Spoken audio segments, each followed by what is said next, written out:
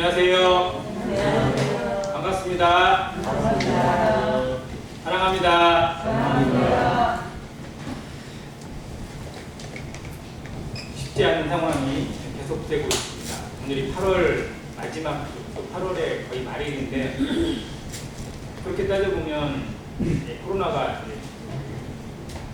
사람들에게 두려움을 끼친 지가 반년도 훨씬 넘어서 7개월 이상이 지났는데 줄어들기는 커녕 점점 더 세지고 있습니다. 변종도 생기고 또 이상한 것이 더 많이 발생돼서 원래 기이한 것들이 더 발생이 되어지면 약해지는 게 아니고 더 센 것들이 잘 나와요. 언제까지 코로나가 우리 주변에 머무게 될지는 정말 장담할 수 없는 그런 상황이 있습니다. 전문가들의 의견을 들어봐도 또 의학자들이나 백신 개발자들의 이야기를 들어봐도 마찬가지입니다. 백신이 개발돼도 코로나가 완전히 잡히거나 없어지거나 그럴 수는 없다라고 흔히 얘기를 합니다.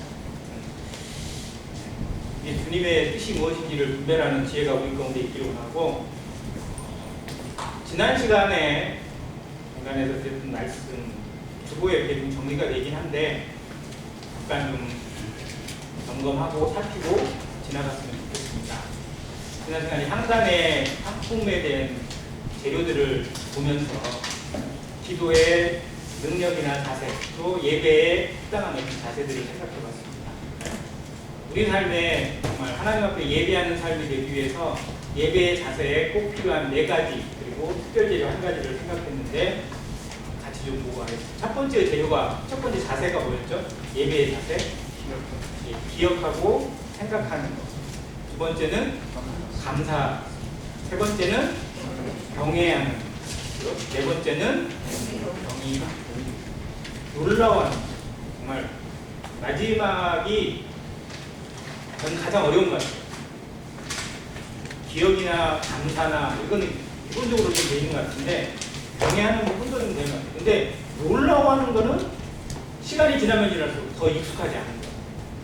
그냥 그러려니 하는 경우들이 좀 많이 있는데 정말 우리의 삶을 깊이 생각해 우리는 정말 기적을 경험하고 기적을 누리면서 오늘 하루도 하나님이 주신 기적, 하나님이 주신 은혜, 하나님이 주신 놀라운 섭리 가운데 오늘 하루의 삶이 설계되어 있고 하나님과 함께 동행하고 하나님의 뜻이 이 가운데 이루어지고 우리의 삶과 우리의 언행과 우리의 손과 발을 통해서 하나님의 뜻이 이 땅 가운데 선포되고 있다는 사실을 우리가 인정하게 되면, 받아들이게 되면 이게 기적이에요. 즉 하나님과 함께 일하는 자로서 정말 우리의 말씀들이 또 우리의 언행들이 우리의 삶의 모든 조각조각들이 퍼즐을 맞춰갈 수 있게 되기를 참 간절히 바랍니다. 그런 의미로 오늘 말씀도 하나님의 능력으로 성령의 인도하신 가운데 온전히 전달되기를 또한 간절히 기도합니다. 로마서 6장 보겠습니다. 로마서 5장을 보면서 구원의 어떤 가치를 설명하고 그러면서 동시에 이 죄에 대해서 보여지고 있는 우리는 죄들은 잘 아는데요. 죄에 대해서는 조금은 좀 민감하지 못한 경우가 많습니다. 영어 성경에 이게 구분이 되어 있어요. 죄, 악, 또는 죄들 뭐 이런 식으로 해가지고 sins라고 하는 복수형으로 기록되어 있는 단어가 있고 죄라는 단어를 기록할 때는 대문자 s를 써서 sin으로 기록되어 있습니다. 우리가 흔히 원죄라고 부르는 그 죄를 얘기해요. 그러니까 죄의 본질입니다. 앞으로 로마서 6장부터 7장 여기까지는 죄의 본질을 다룹니다. 우리는 죄들에 대해서는 너무 잘 알아요. 거짓말하고 사기치고 속이고 음란하고 시기하고 질투하고 우리 삶에서 나타나고 내 속에서 보이는 것들 또 겪는 것들 이런 것들은 잘 아는데 내 삶의 근본을 지장하고 있고 우리 인생 근본을 끌고 가고 있는 이 죄에 대해서만큼은 잘 느끼지 못하는 때가 많아요. 여기에 지는 경우가 많다는 거예요. 여기에 끌려가는 경우가 많습니다. 그것이 얼마나 불행한 것인지 얼마나 하나님의 입장에서 억울한 것인지를 알아야 된다는 겁니다. 그래서 여기서부터는 성화의 삶을 살아가는 성도들에게 있어서 정말로 근본적으로 알아야 될 것은 죄의 본질에 대해서, 죄의 능력에 대해서, 죄의 뿌리에 대해서 알아야 된다는 거예요. 그거를 6장에서 설명해 주고 있는데요. 말씀 몇 구절 먼저 읽고 가겠습니다. 6장 1절과 2절 같이 읽게요. 시작. 그런즉 우리가 무슨 말을 하리요? 은혜를 더하게 하려고 죄에 더하겠느냐? 그럴 수 없느니라. 죄에 대하여 죽은 우리가 어찌 그 가운데 더 살리요? 다음 9절입니다. 시작. 이는 그리스도께서 죽은 자 가운데서 살아나셨음에 다시 죽지 아니하시고 사망이 다시 그를 주장하지 못할 줄을 알미로다. 11절 시작. 이와 같이 너희도 너희 자신을 죄에 대하여는 죽은 자요 그리스도 예수 안에서 하나님께 대하여는 살아있는 자로 여길지어다. 마지막 22절과 23절입니다. 시작. 그러나 이제는 너희가 그로부터 해방되고 하나님께 종이 되어 거룩함에 이르는 열매를 맺었으니 그 마지막은 영생이라. 죄의 싹은 사망이요 하나님의 은사는 그리스도 예수 우리 주 안에 있는 영생이니라. 아멘. 6장에 있는 내용들의 맥입니다. 계속 구원받았다면, 구원받은 것이 분명하다면, 구원의 생명이, 성령의 인치심이 우리 가운데 있다면, 그러면 어떻게 살아가야 할 것인지 우리 스스로도 알아요. 어떻게 살아야 할지. 그런데 그렇게 되는 경우도 있지만 안 되는 경우들이 더 많다라는 걸 봅니다. 안 되는 걸 봐요. 나가 정말 원하는 대로 안 되는, 원하는 대로 안 되고 하고 싶은 대로 안 되고 해서는 안 되는 모습이 오히려 나오게 되고. 그래서 전에도 말씀드렸지만 구원받기 전에 죄를 더 아는 게 아니라 구원받은 이후에 그 죄에 대해서 절감해요. 내가 정말 약하구나, 내가 정말 나쁘구나, 내가 정말 거짓되고 위선적이고 정말 하나님 앞에 무익하구나라는 걸 더욱 깨닫게 된다는 겁니다. 내 모습을 보는 것. 근데 이게 뭐냐면 결국 내 안에 있는 죄를 보는 거예요. 근데 그대로 과연 갈 거냐, 그대로 살아도 되는 거냐, 그대로 방치할 거냐라는 겁니다. 과연 그대로 하나님과 함께 동행한다고 말할 수 있느냐, 그대로 하나님의 뜻이 이루어지기를, 그대로 하나님의 성전인 이 교회가 그대로 가도 무방한 거냐, 그것과 그냥 공존할 거냐, 그거를 이기는, 그거를 눌러서 멸하게 하는 하나님의 은혜를 경험하게 됩니다. 그리고 하나님이 그러한 것에 대해서 우리보다 더 먼저 아시고, 우리가 얼마나 연약한지 미리 아시고, 그리스도의 십자가를 통해서 이미 이루신 은혜가 무엇인지를 더 알아가는, 이것이 실제로는 성화의 기초가 됩니다. 그래서 그것을 6장에서부터 보여주고 있고, 7장에서 고민에 빠지고, 8장에서 보면 성취하고 해결해주는 어떤 은혜를 맛보게 하십니다. 그런 고민들이 모든 성도들이 했을 거라고 하고, 저도 지금 하고 있다고 믿습니다. 하루하루 지내고 보면, 내 삶을 돌아보면 감사와 찬양과 영광과 기쁨보다 뭐가 더 많아요? 아쉬움이 많고, 죄스러움이 많고, 또 후회가 많고, 또 하나님 앞에 엎드리다 보면 입에서 나오는 것들이 죄송합니다, 그런데 감사합니다. 이게 우리의 어떻게 보면 녹음기 같은 삶이 아닌가요? 근데 정말 그거를 매일매일 경험하면서 정말 그 안에서 어떻게 보면 빠져나와야 되잖아요. 계속 거기에 머물 수 없잖아요. 20년, 30년 그 생활을 계속 하다는 건 어떻게 보면 정말로 힘든 거죠. 근데 사도 바울도 역시 그걸 이야기하고 있고, 모든 성도들 또한 그걸 간증하고 있습니다. 그 삶에 죄가 미치는 영향력을 한번 생각해 보겠습니다. 은혜를 더하게 하려고 죄에 거하겠느냐? 우리는 죄에 대해서 구원받았습니다.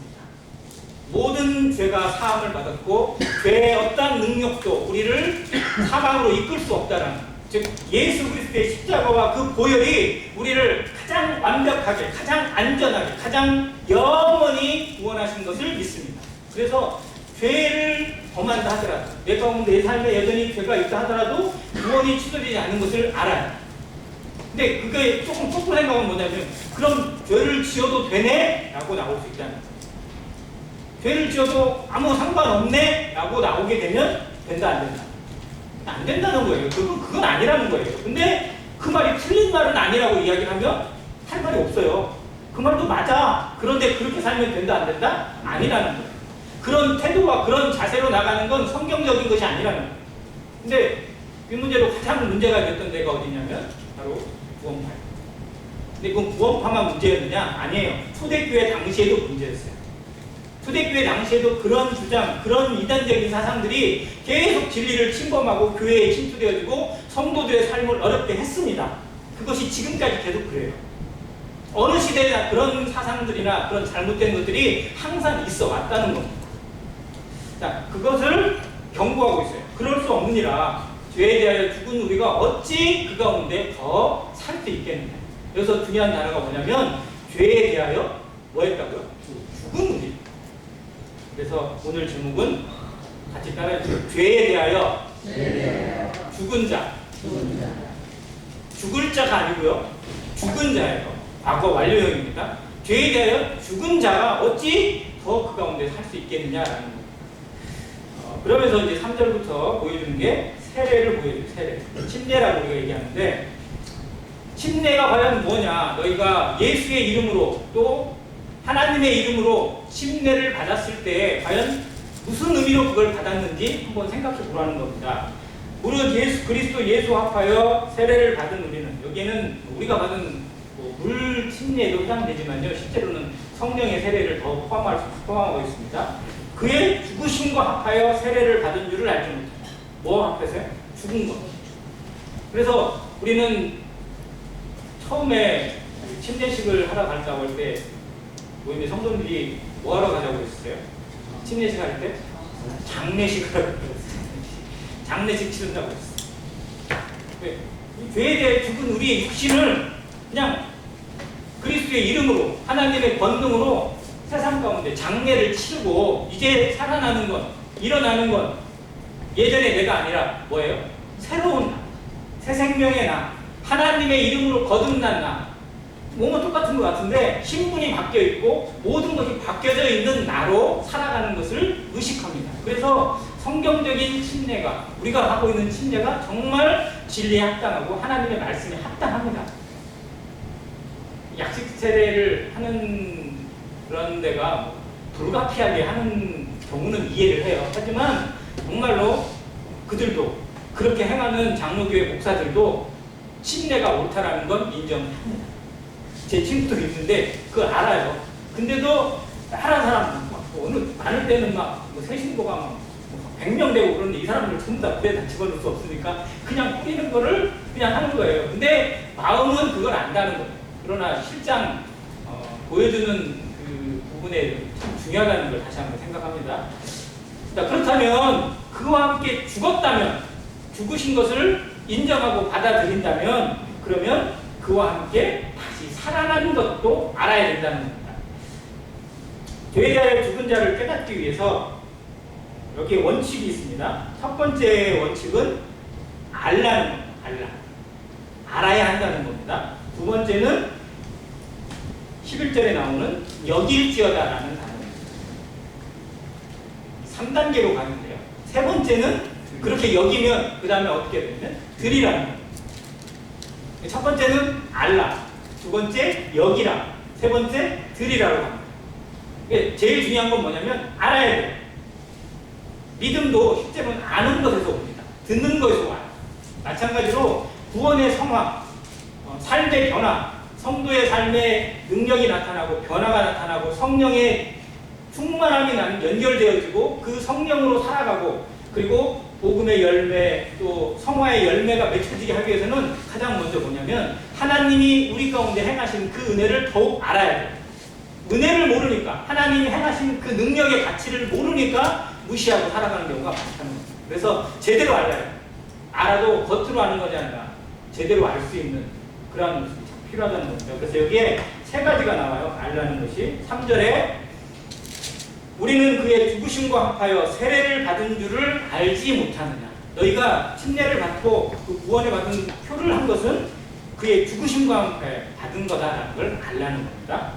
그리고 6절에 보면 우리가 알거니와 우리의 옛사람이 예수와 함께 십자가에 못 박힌 것은 죄의 몸이 죽어 다시는 우리가 죄에게 종노릇하지 아니하여 함이라고 기록합니다.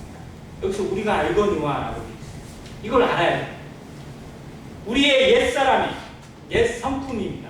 옛 죄된 몸이에요. 우리는 두 본성을 소유하고 있는 자들입니다. 옛 본성과 새 성품을 가지고 있습니다.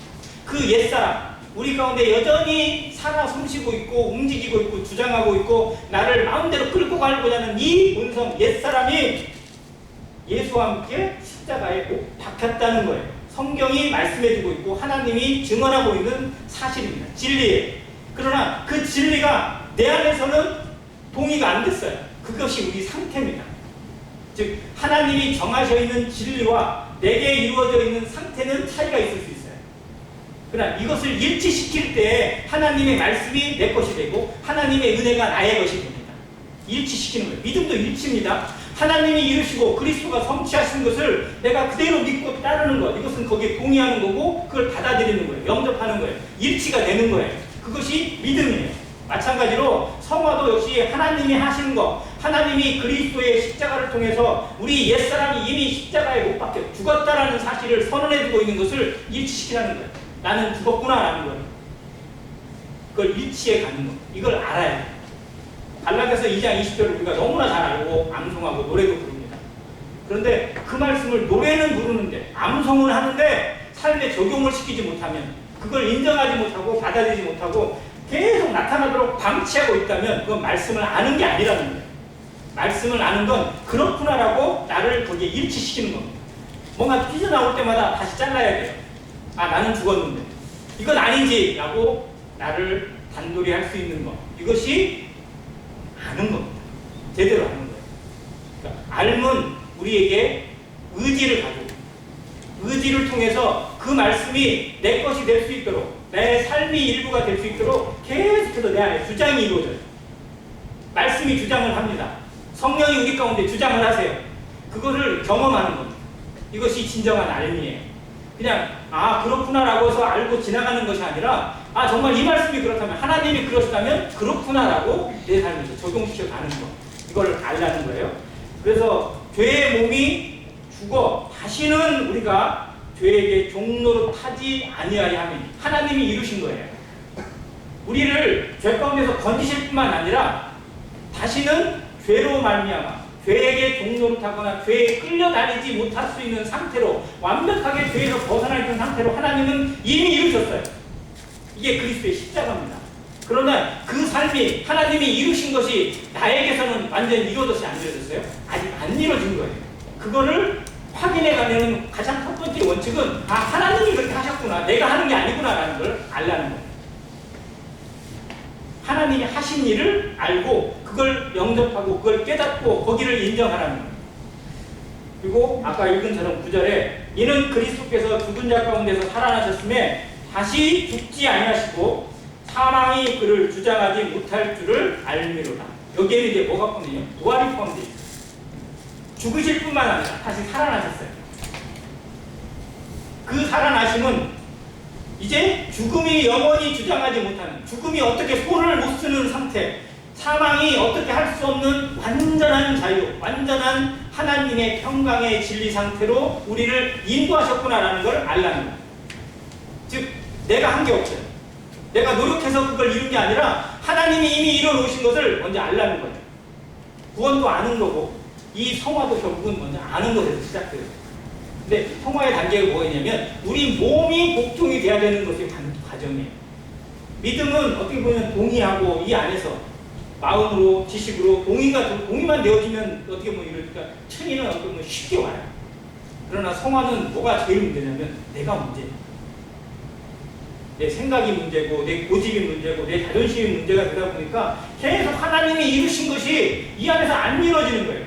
결국 끝까지 거부하고 말하는 망아지가 그냥 주인이 끄는 대로 안 가고 그냥 지 맘대로 가려고 하는 것처럼 몸부림치면서, 그러니 힘들어요 안 힘들어요? 힘들죠. 주인은 이리 끌고 가려고 하는데 손은 저리 가려고 해요. 그러면 결국은 뭐를 번다? 뇌를 벌어요. 그러니까 성도의 삶이 정말 하나님의 말씀에 순종되어져 가면 힘도 덜 드는데 그걸 계속 고집 부리고 자기 생각에 머물다 보면 매를 벌어요. 그래서 고난도 또 환난과 징계도 수시로 당해요. 그러나 그것이 우리를 망가뜨리고 우리를 망하게 하기 위해서 하는 것이 아니라 실제로는 하나님의 뜻에 온전히 이루어가게 하시기 위한 하나님의 연단이고 하나님의 사랑이라는 사실을 결국 깨달아갑니다. 결국은 그리 가게 되어 있어요. 가기 싫어도. 왜? 다른 데로 갈 수 없는가? 우리는 거기 갈 수 없으니까. 그리 가게 되어 있어요. 그런데 그때 언제 갈 거냐는 거예요. 순종, 바로 순종, 즉시 순종되어지는 성도는 하나님과 함께 누리는 시간들을 더욱 많이 가지고 동행의 시간을 가져가는데 30년, 40년이 지났는데도 끝까지 버티고 있는 성도는 지금도 매를 맞고 있는 거예요. 결국 하나님의 인내와 하나님의 연단의 시험 자체가 한계에 다다르게 되는 그의 인생을 통해서 구원받은 성도의 삶의 기간이 이만큼이 되었다 할지라도 그의 삶을 통해서 하나님의 받으실 만한 영광이 없을 수도 있다는 사실입니다. 그래서 흔히 그 가운데서 얻은 구원, 부끄러운 구원이라고 얘기하는 부분들이 정말로 무엇 때문에 나타나는지를 다시 한번 생각하게 하는 말씀입니다. 자, 여기에 아는 것에 대해서 이야기했어요. 우리가 받은 구원의 가치, 죽음이 무엇인지 생각하고 우리가 예수와 함께 십자가에 못 박힌 것은 내가 완전히 죄에 대해서 죽었다라는 걸 선언해 주는 거고 부활에 참여하는 것은 역시 사망이 다시는 우리를 종노릇 하지 못하도록 끌고 가지 못하도록 하신 것을 아는 겁니다. 그래서 이제 그걸 알면 이제 여기라는 거예요. 아는 것과 여기는 것의 차이가 무엇인지 한번 이 부분이 참 어렵더라고요. 이와 같이 너희도 너희 자신을 죄에 대하여는 죽은 자요 그리스도 예수 안에서 하나님께 대하여는 살아있는 자로 여길지어다. 자, 말씀을 주시면 말씀을 들으면 아 그렇구나라고 동의합니다. 아 그렇구나라고 하는 건 아는 거예요. 그런데 여기는 건 뭐냐면요 내 안에서 싸움이에요. 아는데 이 몸이 안 따라져요. 하루의 삶을 돌아보고 나면 말씀을 알고 말씀을 기도하고 묵상하고 시작을 했는데도 불구하고 엉뚱한 것들이 내 속에서 계속 일어나는 걸 느껴요. 봐요. 그리고 돌아보고 반성해보면 또 아닌 것 같아요. 어제하고 똑같은 것 같고 1년 전하고 똑같은 것 같고 달라진 게 하나도 없는 것 같아요. 그런데도 그거를 여기라는 거예요. 이게 여김이 씨름이에요. 결국. 즉 우리가 내 상태는 내 위치는 계속 하나님의 말씀과 기준과 그리스도가 이루신 그 놀라운 위치 가운데 도달하지 못했다 할지라도 나는 그런 자라고 계속 여기라는 간주하라는 겁니다. 이게 여길지어다라는 것에 주신 하나님의 말씀입니다. 이게 헬라어로 로기조마이라고 기록되어 있는데요. 이게 장부에 기입하다라는 뜻이에요. 장부에 기입하는 거예요. 우리 쪽에서 쉽게 얘기하면 통장에 기록이 되다라는 뜻이에요. 통장에. 아니 한번 비유를 한번 말씀드렸는데 내 손에 돈은 없어요. 내 손에 가진 건 없어요. 근데 어디서 입금이 됐어요. 그러면 입금이 되면 내 손에 들어와요? 통장으로 들어와요? 그리고 이제 통장으로 송금돼서 오잖아요. 근데 통장에 송금됐어요. 근데 송금이 된 것을 확인을 해요. 그러니까 알려줬어요. 송금했어 라고 1억 원 송금했어 라고 하시면 1억 원이 지금 있어요 없어요? 있어요 없어요? 있는 거예요 없는 거예요? 잘 한번 생각해보세요. 1억 원 송금했어 라고 알려줬어요. 정말로 뭐 부모님이 있었든지 누구 아는 사람이 있었든지 그러면 있는 거예요 없는 거예요? 있는 건데 내 손에 있어요 없어요? 그럼 누려요 못 누려요? 못 누려요. 자 그래서 확인을 해요. 정말 있는지 없는지. 그리고 찍어봤더니 통장에 찾아가지고 매달 며칠 몇시 어디로부터 1억 입금 딱 써있어요. 그리고 잔고가 뭐 1억 얼마가 딱 되어있어요. 그러면 있는 거예요 없는 거예요? 이게 여기는 거예요. 그러니까 들려주는 것에 대해서는 계속 의심이 생길 수 있어요. 왜? 없으니까. 내 손에 안 들려있으니까. 그러니까 그것에 대한 의심이 계속 올 수밖에 없고 쓰러짐이 올 수 있고 실수가 올 수 있고 계속해서 넘어질 수밖에 없는 나를 하나님이 더욱더 한 단계를 알려주신 게 뭐냐면 여기라는 거예요. 그래서 장부에 기록을 해놓으신 거예요. 아예 빼도 박도 못하게. 그러니까 딱 기록해놓은 걸 보면 우리 마음에 더욱 안심을 하는 거죠. 그런데도 불구하고 여전히 내 손에는 그걸 가지고 있어요? 안 가지고 있어요? 안 가지고 있어요. 그런데도 불구하고 우리는 계속해서 그거를 누리지 못할 수 있다는 거예요. 그래서 뒤에 그거를 드려야 돼요. 그걸 활용해야 돼요. 그걸 써먹어야 돼요. 그게 그 다음 단계. 여기 있는 거는 하나님이 우리의 연약함을 아시고 계속해서 우리 마음에 못을 박아주시는 거예요. 여길지어다라는 다른 말로 하면 못 박아둬라라는 거예요. 하나님이 너를 위해서, 나를 위해서 어떤 일을 행하셨는지, 그리스도의 십자가가 주는 의미, 그리스도가 왜 십자가에 달리셨는지를 우리는 분명히 생각해야 돼요. 이거 좀 심한 표현인데요. 이 부분의 표현이 좀 두려움이 있어요. 근데 저 자신은 이 부분의 책을 읽으면서 정말로 마음에 공감이 되었고 은혜를 얻었기 때문에 말씀을 드릴게요. 이게 워치만리 계열에서 나올 수 있는 그런 그 해석이기 때문에 조금은 두려움이 있지만, 근데 한번 표현을 할게요. 우리의 죄를 사하시기 위해서, 우리의 죄를 없애기 위해서 예수님이 필요하신 것이, 예수님이 드려야 되는 게 뭐예요? 피죠. 그럼 예수님이 십자가에 달리시지 않고 피를 흘릴 방법이 있을까요? 없을까요? 십자가에 달리시지 않고 피를 흘리는 방법이 있어요? 꼭 십자가에 달리셔야만 했나요? 예수님이 그냥 헌혈하셔도 되잖아요. 그러니까 우리 죄가 사함 받는 거는 피잖아요. 피보혈이잖아요. 근데 왜 십자가에 달리셨을까라고 한번 생각해 보셨어요? 그러니까 십자가를 거기서는 이제 어떤 해석이냐? 십자가가 온전한 죽음을 의미해요. 그리고 십자가에서 흘리신 보혈의 가치와 함께 십자가를 더 생각하게 되면 그 십자가에 내 육신, 우리의 죄성 자체가 완전히 못 박혔음을 보여주는 거라. 즉, 죄들에서만 구원받느냐, 죄에서만 구원받느냐, 죄 자체가 완전히 심판받았다라는 것. 그거를 보여주기 위해서, 그것을 더 확실하게 우리 가운데 각인시키기 위해서 십자가를 지신 예수 그리스도를 설명을 하더라고요. 근데 이제 그 부분이 저에게는 어떻게 적용이 되냐면, 구원 받긴 받았는데 여전히 내가 나타나고 내 자존심이 또 내 생각이 안 없어지고 계속해서 문제가 돼요. 다른 사람하고 비교가 되어지고 계속해서 이게 문제가 일으켜가지고 삶은 그럴싸한데 이 안에서는 평강이 없어요. 정말 내가 제대로 가고 있는 건지 어쩌는 건지 잘 모르겠어요. 근데 거기서 십자가를 통해서 뭘 깨달았냐? 너는 죽었어. 왜 네 생각을 해?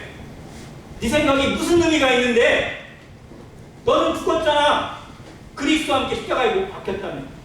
그리스도가 너를 위해서 피를 흘릴 뿐만 아니라 너가 그리스도와 함께 십자가에 못 박힌 것을 믿느냐라고 묻더라고요. 저에게. 근데 정말 내가 십자가에 못 박혔는가? 라고 저에게 되물어보니까 안 박혔더라고요. 그거를 머리로만 알았지 정말 내가 그리스도와 함께 십자가에 못 박힌 경험이 없어요. 그러니까 계속 내 생각, 내 자존심, 내 거 그냥 계속 꾸집을 부리고 있더라고요. 정말 나 죽었나? 정말 죽은 게 맞나? 라는 걸 보여주는 증거가 십자가다. 네가 죽었어! 하고 십자가를 보여줘. 그리스도와 함께 십자가에 죽었잖아. 말로만 외우는 것이 아니라 그리스도의 십자가를 보라보는 거예요.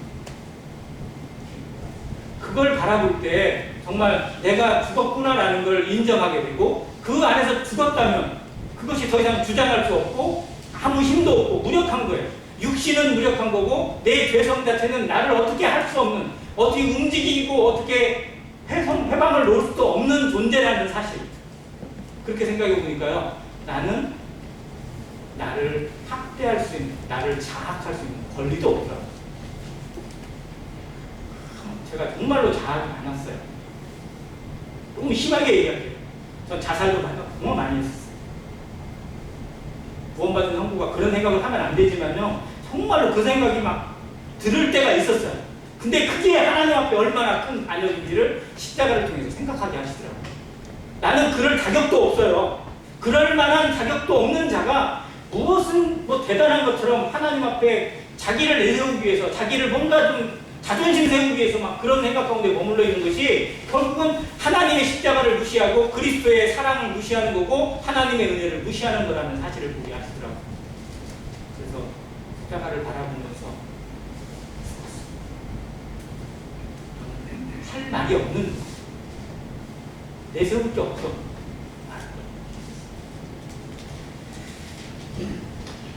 이 부분은 점점점 그 뒤에 가면서 더욱더 함께 묵상하고 공부해야 하는 부분이기 때문에 깊이 들어가지 않겠습니다. 아무튼 우리 삶에서 끊임없이 씨름하고 우리를 어렵게 만드는 것들이 결국은 뭐냐면 내가 죽지 못해서, 내가 여전히 나를 주장하고 있는, 즉 십자가에 못 박힌 나를 인정하지 못하고 있는 그 고집 때문에 나타날 수 있다는 사실을 여기서 한번 생각하고요. 그 다음 13절에 또한 너희 지체를 불의의 무기로 죄에게 내주지 말고 오직 너희 자신을 죽은 자 가운데서 다시 살리신 자 같이 하나님께 드리며 너희 지체를 의의 무기로 하나님께 드리라.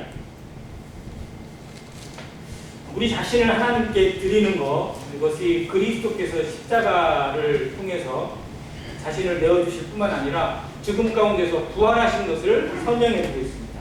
그래서 우리 자신이 그리스도와 함께 죽었다면 그리스도와 함께 살아나는 이 단어를 다른 말로 연합이라고 합니다.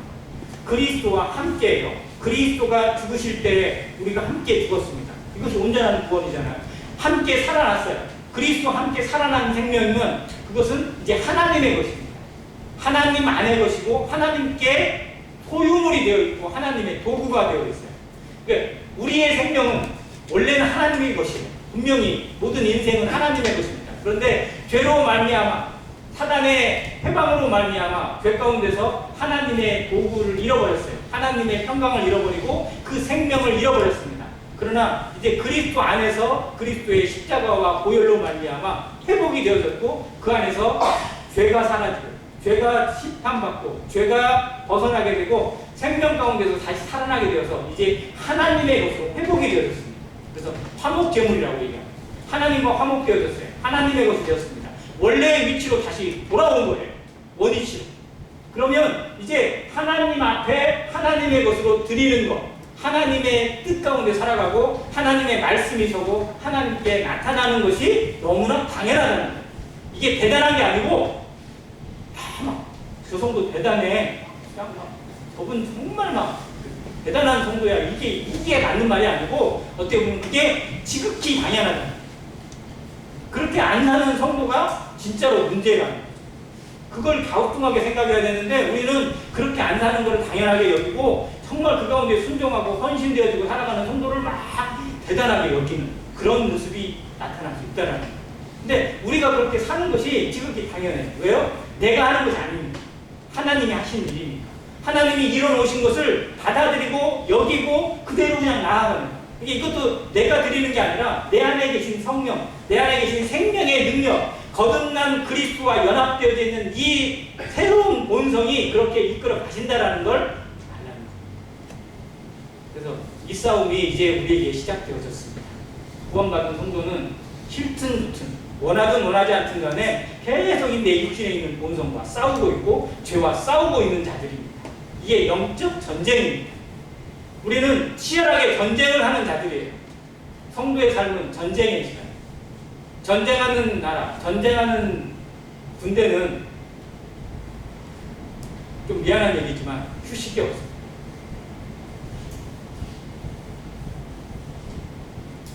전쟁 중에 물론 서로 정할 수 있어요. 우리 한 3일 동안 휴식하자. 전쟁 잠깐 쉬자. 이렇게 얘기해서 잠깐 휴전을 할 수 있지 모르지만 진정한 휴식은 없어요.